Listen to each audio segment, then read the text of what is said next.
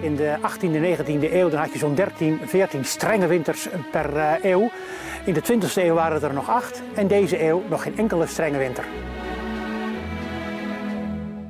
Je zou er toch heimwee van krijgen, de tijden van wintertenen. Bevroren vingers, sleeën, sneeuwballen gooien. Nou, die sneeuwman staat. Nou het ijs nog. Ja, zeker het ijs. Maar dat komt er. Je moet kijken hoe mooi weer het is. Dat ijs komt er al van de winter. Zeker te weten. Want inderdaad, het gaat maar niet vriezen. Beetje, wat zijn er voor uitzichten? Ja, daar ga ik me natuurlijk niet aan wagen. Ik ben geen weerman. Zodra het een beetje nachtvorst gaat geven, dan gaat het kriebelen bij ons. En dan komen we hier samen winter klaarmaken. En zodra er dan echt vorst is, dan kunnen we er tegenaan. Daar zitten we nu weer op te wachten. We hebben na 3 jaar geen ijs gehad, hè.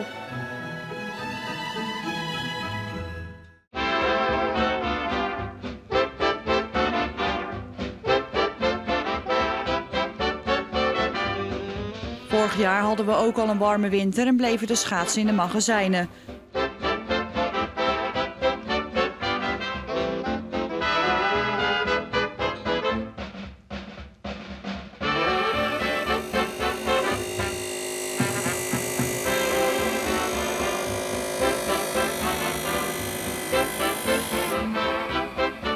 Nou ga ik kijken of die goed geslepen is, of die goed scherp is.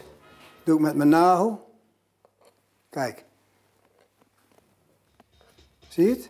Het is hartstikke scherp.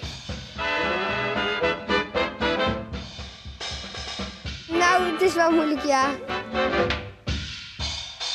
Je stapt met je rechterbeen over je linkerbeen. En gewoon schaatsen.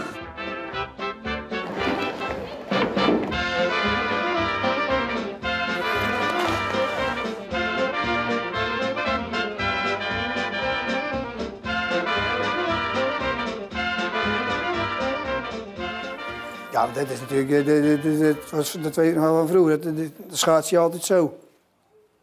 Sterk overdreven. En dan had je hier op het ijs en hier op het ijs. Zo ging het dan.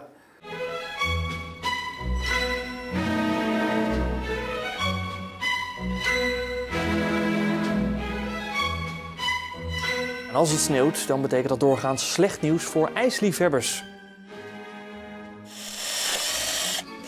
Hier hebben we gemiddeld 2 centimeter.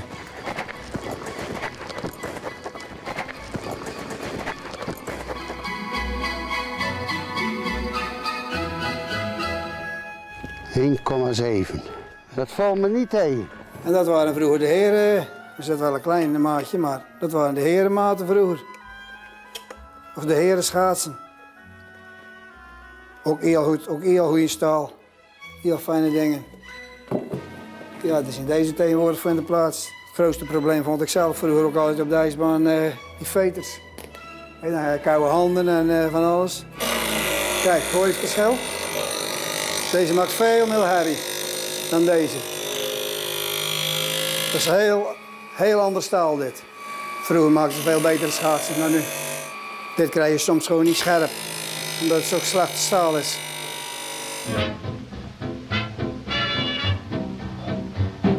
Talloze maal word ik aangeroepen. Ben kan je zo schaatsen?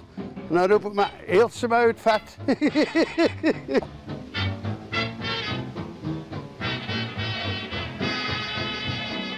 Ik moet altijd terugdenken aan 1956. Het was een zachte winter in december en januari. Op 31 januari viel met een harde noordoostelijke wind de vorst in. En we kregen toen de koudste februari maand ooit.